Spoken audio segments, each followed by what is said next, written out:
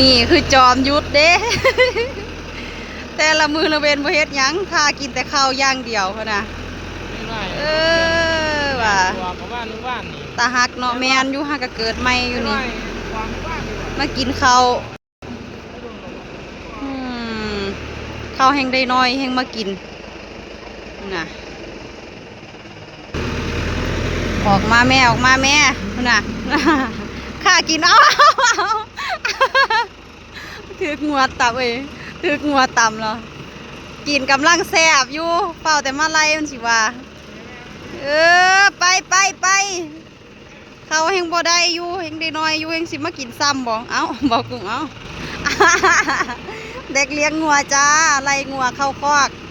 มาลักกินข้าวชาวบ้านได้นี่น้อยๆกับบ่ย่านรถเว้ยดื้อมึนแท้เอา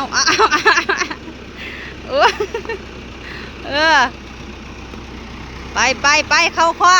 ก